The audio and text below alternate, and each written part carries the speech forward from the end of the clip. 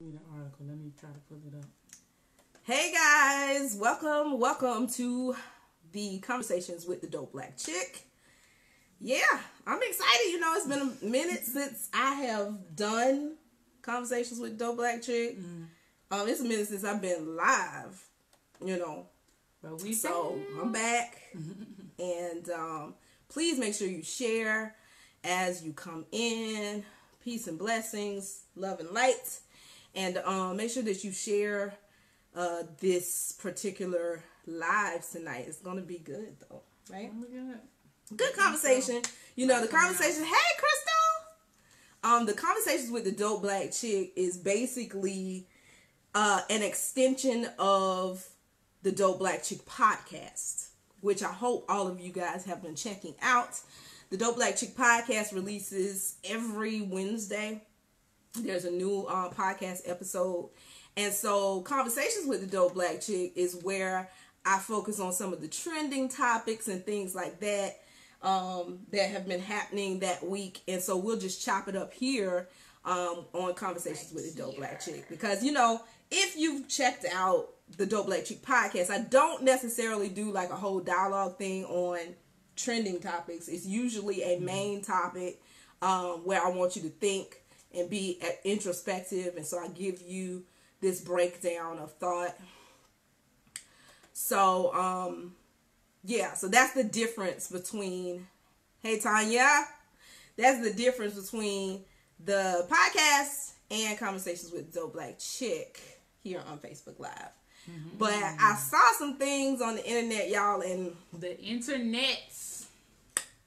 y'all know I had to say something about this. You know what I'm saying? So, I am so ready to have this conversation with you guys because I feel like the people need this education. Because we can't just be out here. Hey, Kimberly, we can't just be out here giving people false information. We can't give them things that are cliches. Yeah, unresearched information. Unresearched information. You cannot do things like that, especially when you're in a place of influence and you have a large platform. I believe that is irresponsible with the way that you use those things, particularly for a lot of spiritual leaders. Sometimes they can misuse their influence when it comes to educating said flock. And I ain't even going to get on the flock idea for herd mentalities. I'm going to leave that alone. But I mean, I think herd mentality is relevant. Because it's not, tonight's not a teaching moment. Tonight, tonight I want to discuss instead of educate. And tonight, that's a topic for my podcast. Let's chop it up instead of doing that. Dope Black. All right, so if you are watching live, please let us know. Say hello. Hey, Kimberly. See, she got my name, so she's cool with me. Make sure you share the episode as well. And then if you're watching on a replay, use hashtag replay so that we know and we can still holler at you on that. I want to introduce my guest tonight, which is Miss April D. Bird of Bold. Go ahead and tell people who you are, because I don't want to mess it up, and I should have put it in the thing. So while you're doing that, I'll go ahead and type all that good information in. That's fine. Thank you. My name is April D. Bird. I am the creator of Bold Journal, breathoflifedaily.com. And I am a writer. I'm also a contributor for I Hear That Girl. And, tonight I am here representing Bold Journal and breathoflifedaily.com. So, hey. You could have kept talking because I'm still typing. But, she'll learn how to do these things. If you stick with me, chick, one day you'll learn. Yeah, she teaches me a lot of things on how to get stuff done and how to maneuver in this media world. Talking in the media. So, you can't just let people just be having. We call that dead air. So you don't. You was gonna kind of I would have follow interjected. up and kind of confirm, kind of verify. Hey, Hey, yeah, this is April. She's a dope black chick. Like, oh, you wanted me to say that? Okay. Yeah. Oh, here's April. She's a dope black chick. She got music going at this point, which doesn't make her great. I apologize. My phone is on silent, but that was my alarm because this is good chopping it up tonight. Chop it up, chop it up, chop it up. All right, as y'all like can to see, dance. I did, tag you in that. Thanks. So, without further ado, y'all, let me just go ahead and jump into the main topic that I want to talk about. There's 3 topics that I have that we're going to discuss tonight. The first is burning sage is demonic. You know, that according to Pastor Jamal Bryant, it is. And then the second topic is, does voting matter? We're going to talk about that.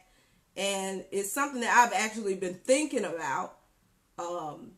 So if you think you already know how I feel about voting, you may need to stick around and see. But I would love to hear what you guys think. And then the final topic that we're going to discuss tonight is coronavirus reactions. Man, that's going to be the good one. So let's get started. Hey, J-So. All right, so let's get started. So there was an article. There's an article, that I saw today. Did not know it was from a live sermon that he did, but somebody sent me the link to the sermon, so I was able to watch it. But Pastor Jamal Bryant was at an event held at his church, I believe, and he makes the statement that, people who burn sage, that's witchcraft and it's demonic. Now, that's not the first time that I've heard that from people. Christian people. It's not the first time that I've heard that. However, the reason that it got me up in arms is because when it comes from a person, again, of influence, a person who is on a platform and has influence to a quote unquote flock. I don't like using that word, but hey, Tiffany, that has that type of influence. To me, I find that to be irresponsible. And the reason I say that making blanket statements such as that is irresponsible is because, we have pretty much been brought up in the church to, there's a certain cliche type things that we are taught to believe. And I've been in the church for as long as I can possibly remember. And one of the biggest things for me was having questions about who God is, wanting to know more about who God is versus what was being taught across the pulpit. And when I did ask that question, my pastor got upset with me. Yeah. And I was just like, why are you upset that I'm asking questions? I felt like there's more to God. So why is it a problem when all I want to do is know more about who God is in relation to just what is being said? Because it was just like the same old few things were being taught to me. And everything that was being taught was like cliched stuff. I believe God is bigger than cliches. Right. That's my personal opinion. That was the spirit within me that was saying, I'm bigger than this, right? And I was only at the time, I think I was 16 or 17 years old. And my pastor got up into the pulpit and had a whole sermon about me asking questions. So I left and I began to explore learning God for myself in any way that I could find it. I just really was dependent upon the Spirit of God to kind of lead me to different things. And yes, I explored different texts, different religions. I was so concerned about my intention. And let's make sure we say that. Mm-hmm. My intention was to know God for myself. Mm-hmm. I knew there was something burning in me that said, I'm bigger than that. I'm bigger than that. So I went to and fro. And sometimes we look at people who study different religions. We look at them and we make fun of them. Right. But you shouldn't. That means that's the God in them saying, there's more of me. Get more of me. Get more of me. So that's what I did for years and years and years. And I'm so thankful that I did that. When I finally went to college, when I finally got to college, I took up religious studies, loved it so much, theology, that I took it all 4 years of college. I learned about every religion, and really studied the text historically, all of that good stuff, right? Mm-hmm. So I felt like I had a better understanding of who God is, versus my parents' God, just going or the church's God, or anything like that. I knew who God was. And immediately upon getting this information about God, I realized that I was not confined to a book. I was not confined to a church. I was not confined to any borders of an idea or religious dogma, right? Right. So I continue to do this thing in everything that I do. God is evident in everything that I do. If you guys have been following me from IHearThatGirl.com, you are well aware that God, you will see God if you know how to look for God. Let me make sure I say that. If you know how to look for God, you'll see God in everything that I do. All right. So with all of that said, I had to give that back, statement, because that's why I feel it is irresponsible for someone who says they are a person of God and a theologian, because this is what he calls himself, to make a blanket statement as such that says, because you burn sage, that is witchcraft and demonic. And so he goes into the article. Can you read the first? Yeah, so he researched now. So let me see. The first paragraph in the article is basically saying that calling sage burning witchcraft and it's satanic aromatherapy.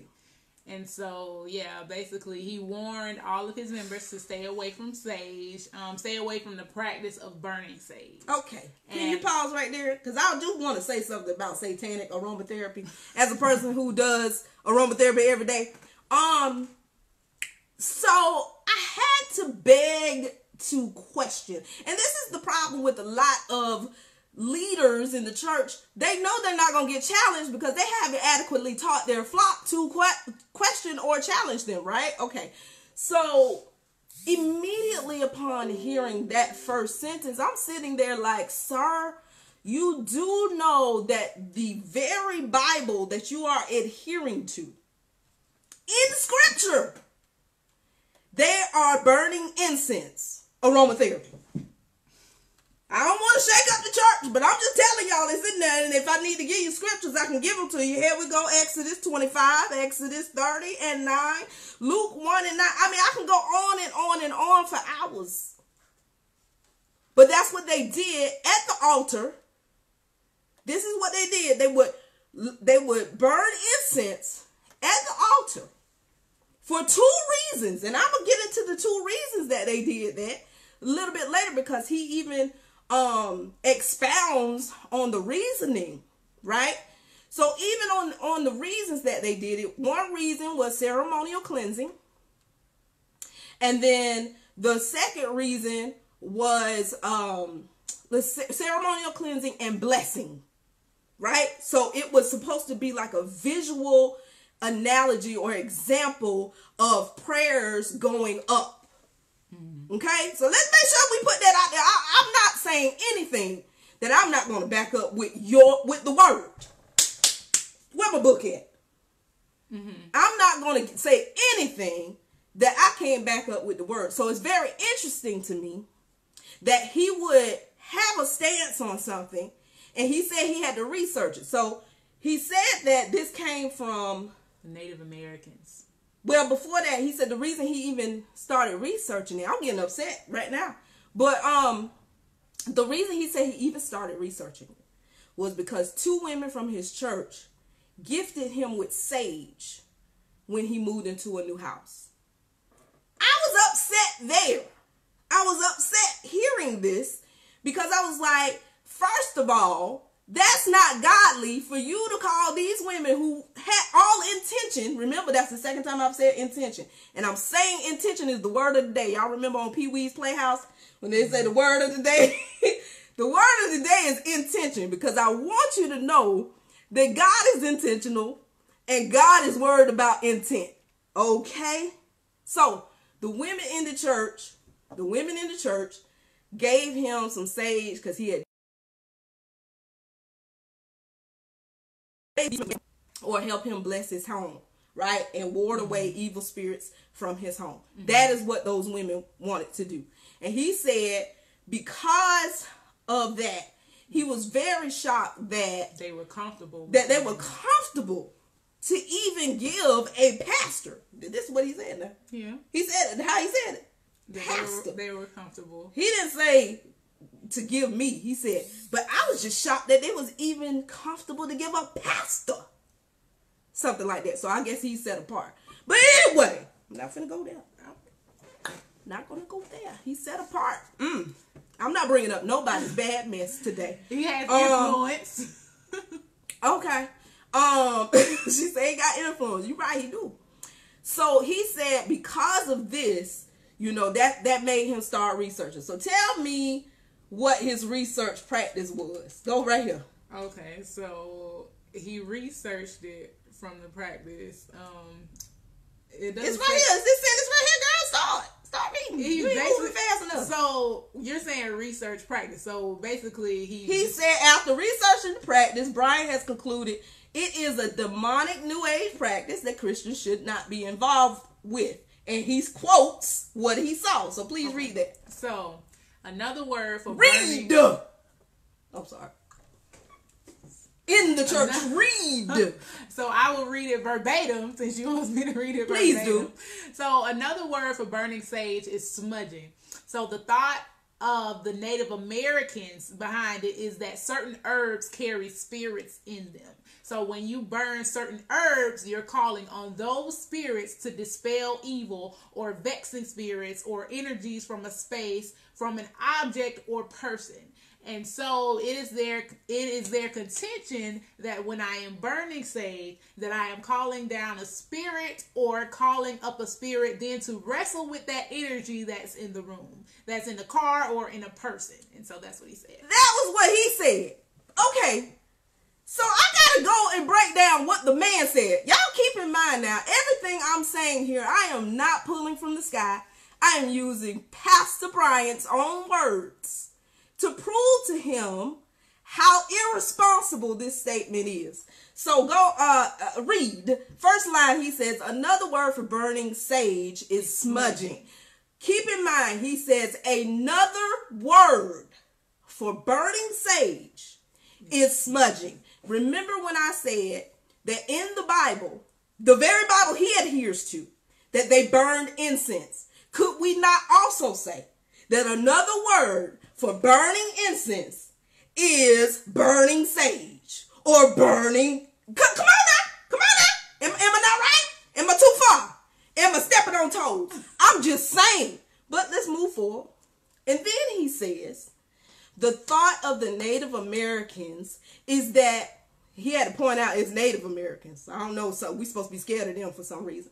But anyway, the thought of the Native Americans is that certain herbs carry spirits in them. It's interesting that he felt the need to pinpoint Native Americans. You know, what society does when they want to implement a way of thinking about people is they put images in your face. When you think about Native Americans, what is the very first thing you see an image of? Peace pipe smoking, dancing around a smoke-filled pit. You know, you hear all of that, right? Very interesting that spiritual practices are tied to Native Americans, as if Black peoples and all peoples of the world were never native. I'm just trying to figure this thing out, right? Okay? And immediately by pinpointing them, you are saying that these are unrefined, barbaric people who don't really know God. That's what you're saying. That's what you're saying. Come on now. You can allude all day, but that's what you're saying. They are not the real refined people that would know better. Because, you know, we've heard this type of conversation before.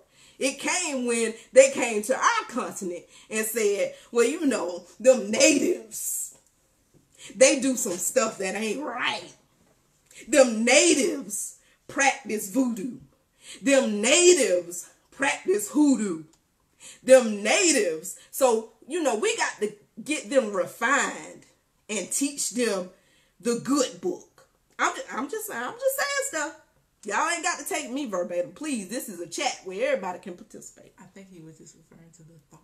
Uh-huh. That's what it say. The thought of the Native Americans. Mm-hmm. The thought of the Native Americans is that certain herbs carry spirits in them. Mm-hmm. Okay.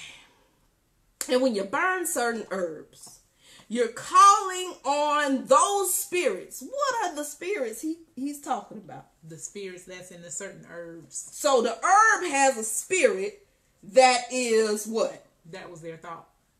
That. Yeah. But what's wrong with the spirit though? Because he said you're calling on those spirits to dispel evil or vexing spirits or energies. So how is that wrong, y'all? I'm just trying to figure this thing on out.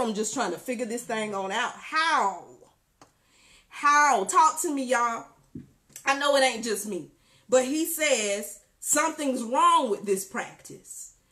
And I believe the only reason something's wrong with this practice is because he can't pinpoint it in his word. So it's something wrong. To me, that's called religious dogma.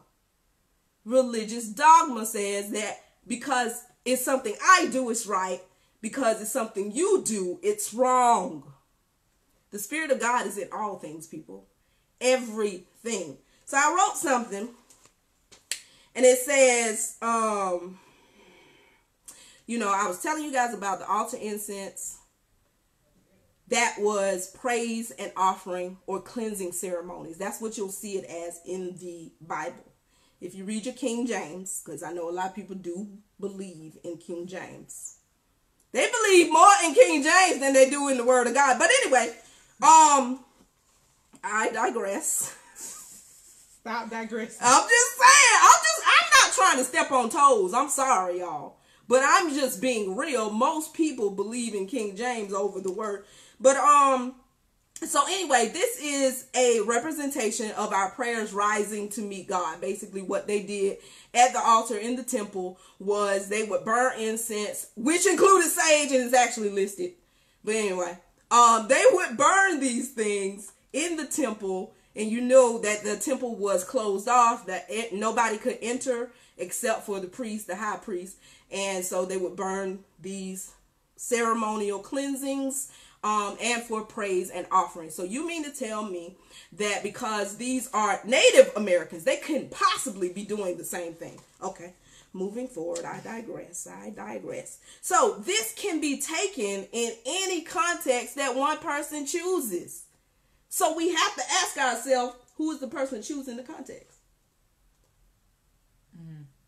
What do you feel about that? I mean, because that's what I think. I feel like a lot of pastors are the people choosing the context.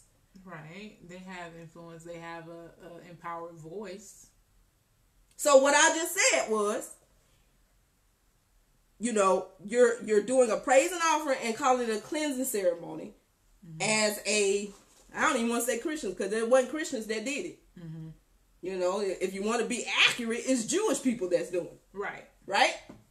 Right. So they're doing a practice that we accept as Christians. We accept this practice of ceremonial cleansing, praise, and offering. Yes. It's not hoodoo to us. We're not scared of it. Right. But however, another group that I don't know nothing about doing the same thing. Exactly. So who sets the tone for who sets the context? What's acceptable and what's not acceptable? I got you. All right. So it's important that we do not get in the habit of what I do is right, what you do is wrong. Because this is all subjective to whomever you feel is the final authority. And many see the Bible as the final authority. So if it is not inexplicably written in this final authority, to them it does not apply. Do you believe that? Yeah. If you don't see it verbatim in the book, then it don't apply. Well, it's a lot of things you do that's not written in the book. And so I wonder, if I took it in that context, those many things that you do that are not in the book, could I also then say that that's satanic, the things that you do? Why not? Oh, please tell me why not. Because basically, God is the authority. What I do is right. What you do is wrong. That is a mindset that a lot of Christians, religious Christians, have. And that is why we should not adhere to religion, people. Religion is not the way. So he goes on to say that spirituality is a problem. Go read what he say about spirituality, girl. And the New Age theology is what he calls it. All right. So the New Age movement, which currently attracts the largest amount of African Americans in our history, Bryant argued, does not bring glory to the God of the Bible, but seeks to make humans like gods. They are spiritual. They just do not believe or submit to authority. Woo! They believe through the doctrine of the New Age faith or New Age theology that mortals or humanity, through the right wave of devotion and meditation, can ascend themselves to become a deity, so they become their own gods. How dare you try to access God on your own without me, Pastor Jamal Bryant? That's basically what he's saying. How dare you try to get to God without coming to the church and giving me money? How dare you? How dare you think that you can reach God on a Monday without talking to me? How dare you think that you can talk to God in your closet? How dare you, spiritual people? How dare you think you can close your eyes and have access to God without me? How dare you? This is what Pastor Bryant is saying about spirituality. So in all of this, I'm sitting here like, oh, what are your thoughts on that? What are your thoughts on spirituality, honey? Because you had a look. Well, I think in this particular article, what it's saying is that people think that they are God, basically. Are you not? A God or God? They think that they are their own gods, that they can worship themselves. And how do you feel that people who are spiritual, because that whole sentence is an oxymoron. How can you be spiritual if you think you only need to worship yourself? You wouldn't have a need to be spiritual. Am I right or wrong? You wouldn't have a need to be spiritual if you think you can worship yourself. You just said they become their own God. They don't need to adhere to anybody. That's what you just said and read. So that doesn't even make you spiritual then. You would have no need for spirituality. You would thus be an atheist. Atheists believe that they don't need to answer to anybody. So it's very interesting that now he's trying to confuse the idea of me saying that I want to tap into the God in me as me being pretty much synonymous with an atheist because I don't have an authority. Why would I check in with a God in me if I didn't think that there was an authority in the spirit that's in me? Come on, y'all. We got to start questioning these people. We can't just let them sit around saying stuff. I can't believe that whole church sat there and let him say stuff.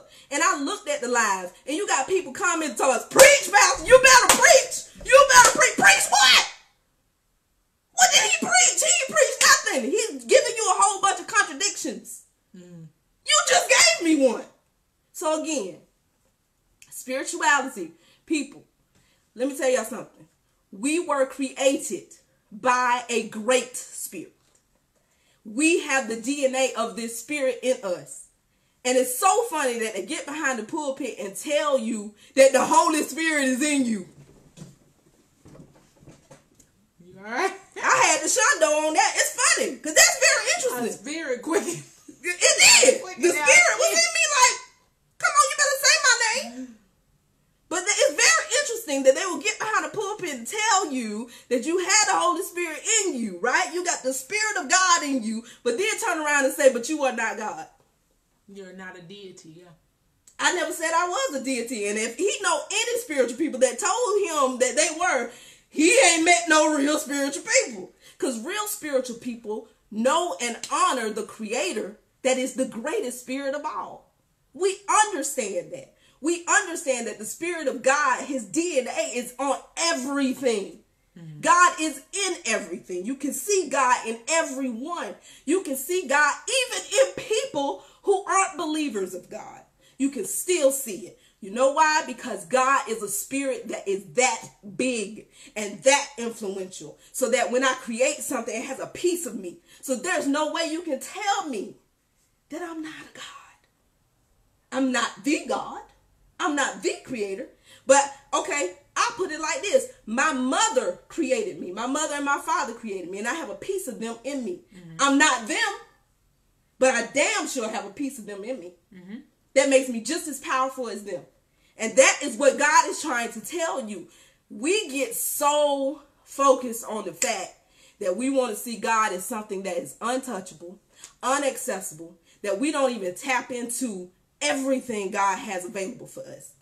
Just tap into the power of God that is in you. I'm not saying that you have all-encompassing power where you can be everywhere at the same time, hear everything. You don't have that power. But imagine you have this small piece of that kind of power. What can you do with that kind of power? Even a fraction of that power. What can you do with it? Great. Amazing things, right? But we're not teaching our people this at the church. That's crazy. And then you wonder why they don't get out the church. You wonder why they're struggling to make ends meet every day because you didn't even tell them about their true power. But you're supposed to be responsible for this flock. That stuff got to stop. It got to stop, people. I'm not going to sit back and let you confuse people, tell people they doing things that's wrong, and you ain't even fully researched it yourself. I'm not going to do that. I'm just not. I refuse. Y'all tell me if I'm wrong here. Tell me if your thought is different. But I just want people to know, like, God ain't that hard to access. And these churches want you to think it's so hard to access God, and God is available at every moment of the day. You can close your eyes. Yes, you can meditate and meet God. Yes, you can. How dare you tell somebody that's wrong? That's irresponsible. That ain't godly. That ain't Bible. How many times did Jesus go into the woods to meditate? How many times? Y'all got to be kidding me. And the whole flock at this church sat there and let that man go ahead and say all this crazy stuff. And nobody stopped him. Nobody said, Pastor, this is not lining up with what you taught last Sunday. Nobody questioned him. Whoo! I got hot, man. That makes me mad. I'm not a pastor. I ain't no evangelist. But the one thing I learned from an amazing man of God was that if you can figure out and learn the character of God, then this book and all these churches won't mean anything else to you. You don't need that. Because you can weigh and measure everything against the character of God. And there ain't nothing that has the character of God in that stuff he's spewing there. I'm sorry. No, sir. You got people confused. You got people frustrated. This is why they not at the church. It ain't got nothing to do with them becoming spiritual. It's because they know you ain't giving them nothing good when they show up there. That you giving them cliches. That's why they're leaving the churches. Am I right? I mean, you go to church every Sunday. I don't know. I do. I go to church every Sunday. She must be getting some good word. I am, and I do believe that church does provide accountability. It provides yes. like a good energy, good spirit. It provides support. So yeah, I'm all here for the church. I am too. I'm for those reasons. Yes. Okay, so it is a membership club. Yes, that is what it's for. Like-minded people get together. And we can uplift one another when you going through something because we both believe in the same thing. I can help you. I can try to, where you weak, I can stand in for you. Yeah, that's what the church is for. The church ain't for all this stuff that it has become. It is not. The church ain't for that. But see, what the problem that we failing is that we don't want to teach people to access God outside the church. We tell them to come to the church to access God, when we should not be telling them that. We should be teaching them, equipping them on how to do it when you leave here. If you only gonna come one time a week, why would I make you depend on this one day? That's crazy. That's because I don't want you to be strong. Look, okay, I'm gonna go ahead and wrap this up. And I think just in agreement with that, he wants there to be submission to God. So basically, she's saying you can get that on your own. You can. So, yeah. The only way that you can access God is through submission. You got to believe that there's something bigger and greater than yourself for you to even be able to access it. So to tell people that meditating or focusing on God is not biblical, come on, man. Don't do that. Don't do that. So anyway, I wanted to wrap that up and move on, because I just want to say this. I'm going to leave y'all with this. Spirit searches all things. That's 1 Corinthians 2, 10 through 16. Make sure y'all read that, because all things have a spirit. All things have a spirit, because all things were created by God. Don't ever believe otherwise. All things are created by God, and all things are spiritual. There was this article. Can you type this article into the link into the that right there, into the comments? And I want y'all to read this. It's from Jesus.net, and it's called Everything is Spiritual. And I think it'll just be really good for anybody who has questions about what spirituality really is. This is something for you to reference, and I think it'll be beneficial to you. I don't like to just tell people stuff and not give them something to research. I really believe study to show thyself approved. That's what I believe. Like, don't ever just believe stuff that people are saying to you and they not giving you no backup. Because if you can't back up what you heard, and you just spouting out cliches, come on, you ain't got no power. Get that stuff together. All right, what's next on the docket? I want to talk about, what's the next thing I got here to talk about? Does voting matter? So the primaries were when? Tuesday? Super Tuesday? Super Tuesday, yeah. And I was talking to a friend of mine, and y'all know, like, I'm a big advocate for getting out to vote, letting your voice be heard. And I ain't go vote. I'm sorry. I didn't. I kind of forgot about it. I forgot. But, it's been a lot of buffoonery going on in this race. I don't know if you guys are Democrats or whatever, but y'all tell me if you've been following it. But it's just been like a circus the whole time. And I remember I was on Attorney Gerald Griggs' his show, his radio show called The Justice Fighter. I was on his show at the top of the year, maybe it was. I can't even remember. It's been a minute. And I was on his show, and he was made a statement. He's always very active in politics. And so he said, well, Trump is going to get another term. And I was like, what? And he was like, yeah, you do know that, right? I said, I have a feeling. Yeah. He was like, yeah, that's definitely going to happen. He was like, there's nothing that has been set up to oppose him. Nothing has been set up to oppose him. And Super Tuesday isn't available in Georgia. Oh, okay, gotcha. Well, I'm from South Carolina, so I ain't vote. Oh, okay. My bad. And yeah, it's been a circus, right? So, I was talking to a friend, and he said, so if you had to vote, who was you going to vote for anyway? I said, man, I really don't know. Like, the fact that, what's the dude, Mayor Bloomberg, was even in the running, to me, is mind-boggling. I'm like, he is the exact clone of Donald Trump. So what in the world would lead us to believe some of this ridiculousness? And then the whole impeachment process and all of that stuff. The impeachment process to me was balderdash. I was like, what are we doing here? Like, are we just doing stuff, being dancing monkeys at this point, just to say we're doing something? You're wasting funds. You're wasting time. Because if you really wanted to get rid of this man or usurp this guy, he'd be gone. And we do know that, of course, that failed. So yeah, like I'm like, who do we have that we would actually consider, as someone to vote for? Mm-hmm. The closest thing I could think of was possibly leaning towards Elizabeth Warren. Now, I don't know nothing about this lady. I really don't. And when she first started kind of talking about her platform, which was sometime last year, the thing that turned me off from everybody of the Democratic nominees was their conversation about reparations. Don't pander to me. And don't pander to me about something you know will not ever happen.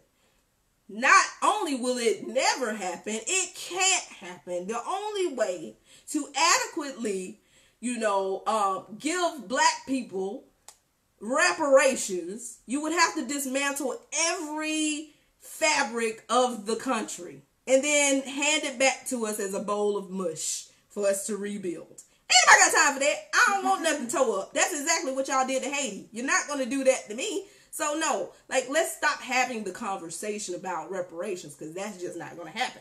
As I said to April earlier, let's not talk about reparations. We can talk about dividends. Now, when y'all start having real plans for dividends, then we can talk about that. But this whole TED talk. This whole talk about reparations is ridiculous. Adrian said, I liked Andrew Yang, but no one really gave him a shot. Who was Andrew Yang? Who was Andrew Yang? Andrew Yang. He was running. Is that somebody that was running? Yeah, she said Andrew Yang. No one really gave him a shot. Tanya said it was a show to say it happened and to set it up for Biden if he gets in. They alluded to him being impeached during Trump's impeachment. Alluded to who being impeached? Biden? Yeah, and then, Joe Biden for president. Come on, y'all. Y'all pretty much putting the unwinnable against. Yeah, it's just so frustrating. So I'm having this conversation with my friend, and he's like, he votes all the time. And he just said, I'm really just not motivated at this point. I asked him, he said he didn't, go vote for the primaries. He didn't. And he was like, I'm sad to say I didn't do it, but I really, at this point, I already know what's going to happen. And it just really feels worthless to even attempt. And I usually, when I hear people say that, I'm like, no, your voice matters. You remember the episode of Martin? Yeah, right. When Tommy said to Martin, no, Martin. But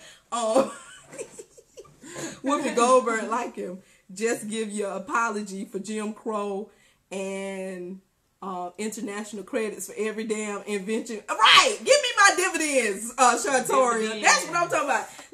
Basically, dividends is the money you get off of investment. We have invested into this country. Give me my dividends. If we can set that up now, somebody come up with a real plan of dividends, I'm voting for them.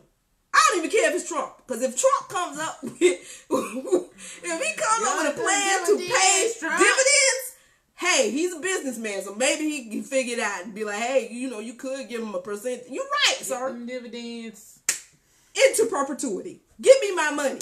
But yeah, so I'm having this thought, and usually when people say, what's the point? I'm just like, we should not give up. We should use our voices, and we should make things happen.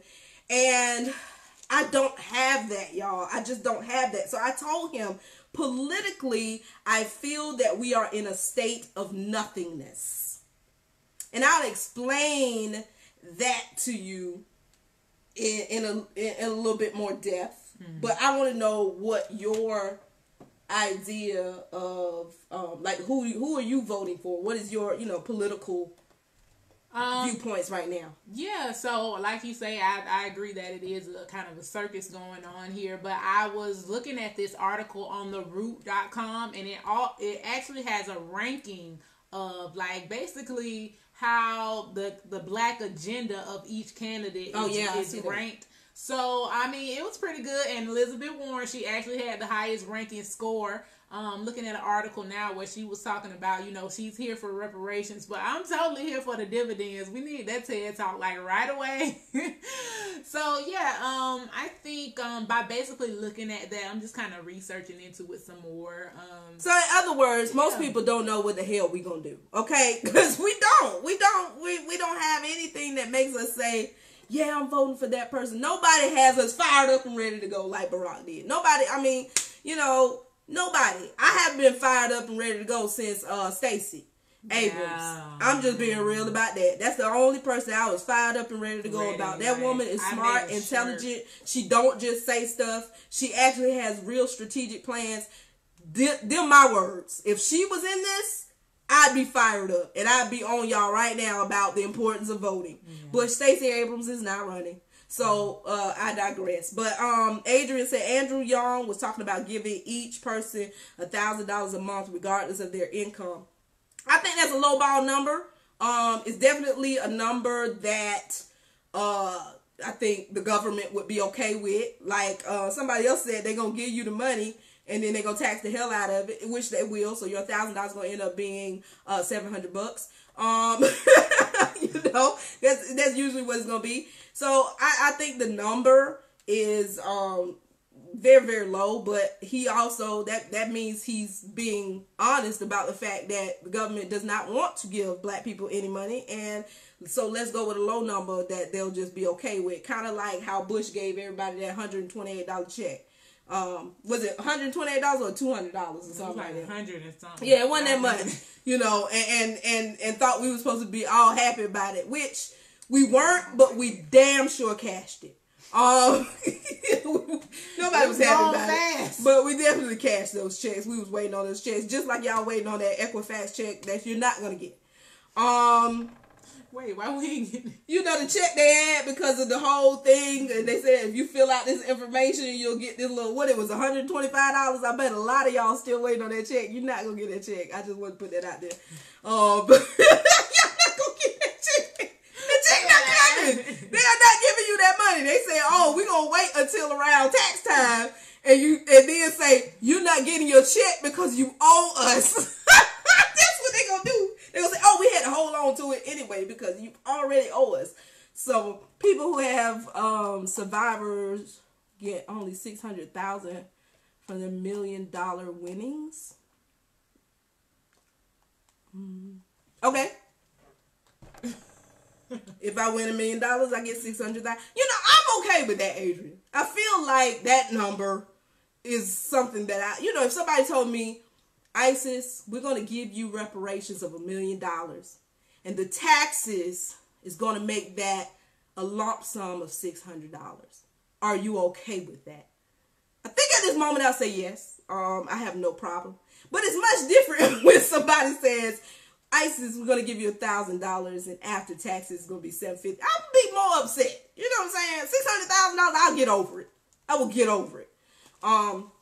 The government has been robbing us and raping us for years, so I'm okay with, $400,000 being taken. But I wanted to say, I haven't seen scripture to back up Sage being demonic yet. Exactly, LaShondria. Keep looking, girl. You ain't gonna never find it. It ain't in there. She said people who played the game show Survivor only bring home a little over $600,000 from the rewarded $1 million winning. So I understand what you're saying. Exactly, girl. So when I said that we are in a state of nothingness politically, this is what I mean by that. We the people of this here United States have relinquished control of everything to a small subset of people who run the country. And if we look at the documentation, it says we the people, right? We the people. So in actuality, we are supposed to be running this country. But I am going to give you an example to understand what has happened. Y'all ever been to your family reunion? Mm-hmm. Right? We enjoy those, don't we? Mm-hmm. And there's a small group of people that put that family reunion together. But it's our whole family now.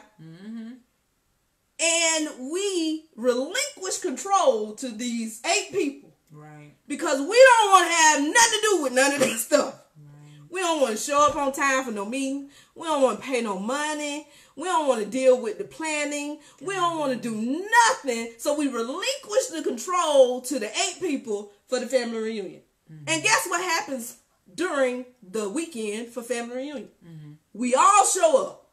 We're excited. Right. We get there, and what do we do when we get there?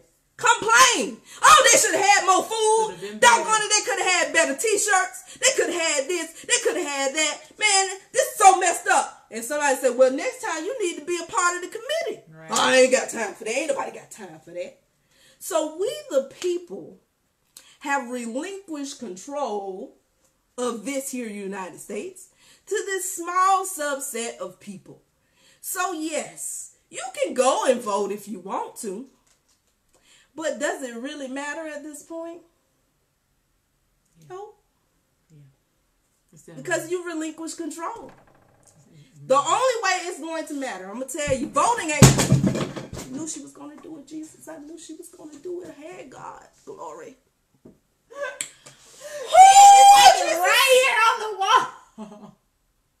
I knew she was going to do it, I'm Jesus. sorry. It's like right there. I'm surprised you haven't did it. It's been here all day and it ain't bothered nobody. I'm sorry, y'all. So she was saying don't go vote. That's what she was saying. No, what I was going to say is if we the people really want to enact change, it's interesting that you would seek for that change to happen when you vote for this subset of people that you've relinquished control to. Instead, if we really want change, we have to do what enacts change. The country was founded when people was ready to take up arms and fight for what they wanted. We are not a people that wants to do that. We're not finna go in the streets no more. We're not doing that. The founding fathers got tired of what was going on overseas and was like, man, bump this, man. We ain't paying them no more. Ain't doing that. I'll fight them. I'll kill them. That's what they said. Oh, we should go fight? We ain't willing to do that. And until the moment you are willing to do that, we are in a state of nothingness politically. So that's real talk. Everybody should go get guns and fight.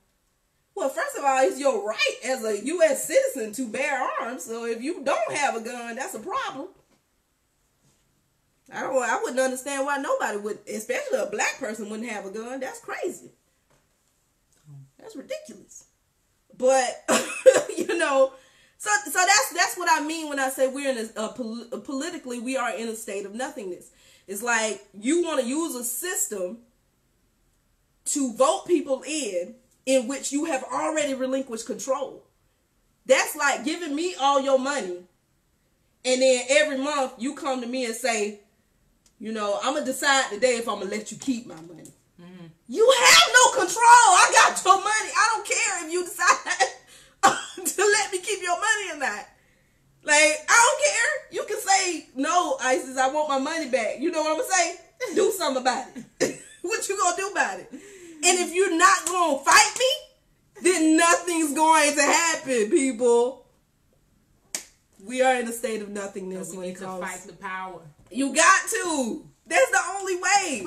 But our society is so conditioned to not. Like, we are just good. We're content. And honestly, we do complain about stuff, but we like this shit. We like being able to get a check in April. Y'all like that. Even though you fuss and complain about all these taxes they take from you every month, you cool with the little refund they give you. That's not even all of the money that, is due to you anyway. So you're like, you complain about it, but you cool with it. We complain about having to pay property taxes and all this stuff, but we do it. We cool. Soon as you buy a house, what's first thing? It feel good. Even Tupac said it feel good getting money in your mailbox. That's what he said. I love paying rent when the rent's due. That's what he said. Come on, y'all. Accountability is everything. So when you recognize that, honestly, we ain't trying to do all that. We are content. And so we're willing to let the government do the things that it do because we don't feel like doing it. That's just what it is. Because honestly, we do know that to enact change, you can literally go and start running for mayor of your town. I have a friend who ran for mayor of his town, Terrence. He ran from Terrence Culbreath in Johnson, South Carolina. He really wanted to change his city. He used to live here in Atlanta, and he moved back to Johnson, South Carolina, because he said he believes in his city. And he moved back, and he ran for mayor, and he actually won, and he's been serving for 2, 3, 4 terms? Like, come on, man. That's how you enact change. So it's very easy for you. If you really want to change something, it's very easy for you to do it. But you're not going to do it. Because first thing you say, ain't nobody got time for that. Mm-hmm. I don't want to do it. You can police your own neighborhood. I ain't got time for that. I'd rather pay these people to come and harass my son. Because I don't got time for it. I ain't trying to stand on the corner and do this and that. This is the facts. Mm-hmm. You know, so politically, state of nothingness. So don't you think that we should vote and support for the people who are running since we don't want to do it? Like, who you going to vote for?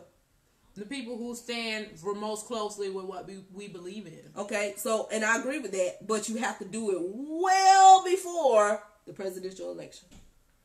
You can't wait until now and say, well, you know, Biden is the closest and vote. You can't do that because there's nothing that the president can do without the power being enacted in them from all these other people that you didn't vote for 2 years ago.